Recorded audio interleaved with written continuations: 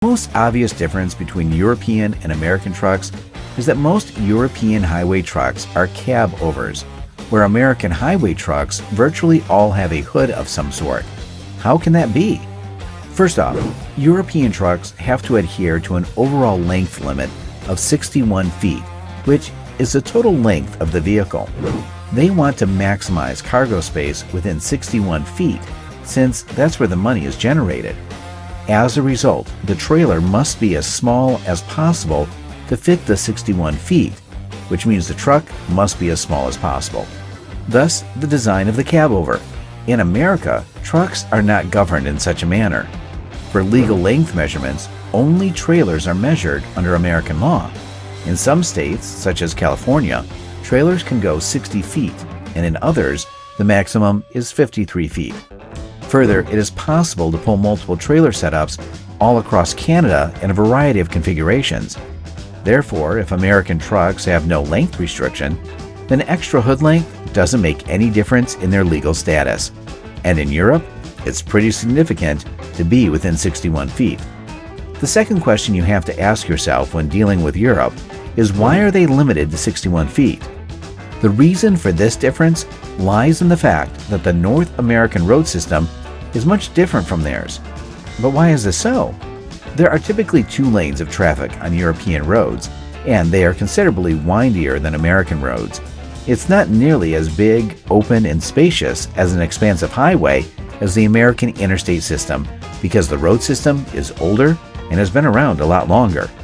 It is therefore necessary for European trucks to navigate multiple 2-lane roads, steep curves, and tight corners.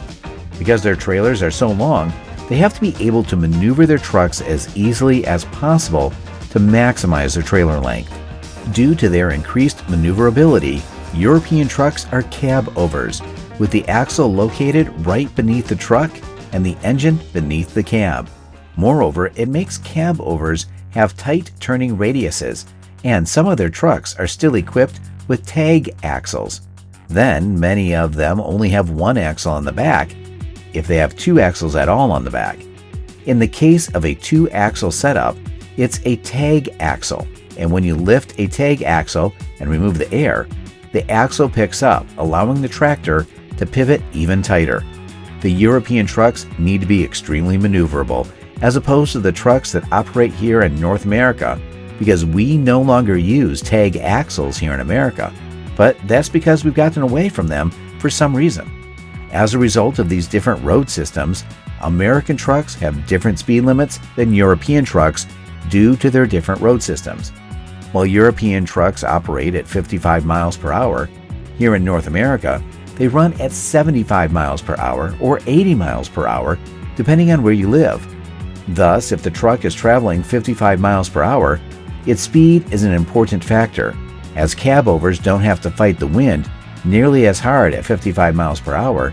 Their fuel mileage isn't almost as low as those operated in the States at 75 miles per hour, which is the speed limit in Wyoming. Therefore, fuel economy and mileage are lower in Europe than in North America due to slower speeds. In addition, it is interesting to note that cab-over trucks get roughly the same fuel mileage as conventional trucks here in the United States, but the difference is due to the faster speeds they can achieve. Moreover, there are no roads in North America or Europe that allow trucks to travel over 55 miles per hour unless they are on German autobahns, which isn't practical on windy roads, and it doesn't make sense for trucks to go faster in the States and North America since there are endless expanses of highways. Since these trucks need to run 75 miles per hour across Wyoming and need to maximize their fuel mileage, cab-over is not as practical as it used to be in the US, but that still affects their wind resistance. Another is, it is livable. In the US, owner-operators are more common than in Europe, which is one of the reasons why American trucks have bigger cabs. They live in their trucks for months at a time, owning them and working on them. These cabins are larger and have more features because they spend so much time there, and some have to live there. There are examples of appliances like refrigerators, microwaves, freezers, wardrobes, beds, and windows, and some even have their loos. Then there is an increasing trend for Europeans to modify trucks so that they include huge living compartments. Meanwhile, this is not common in the United States. Traveling in a truck with a cab over is also possible, however the comfort level isn't the same. Another is a wide, long road. Most American trucks spend their lives on the interstate system, which has wide lanes and straight roads. Therefore, a truck with a longer wheelbase typically makes the ride more comfortable because of its long wheelbase. The extra comfort is important since they may drive up to 12 hours in a day, while European truckers are only allowed 9 hours.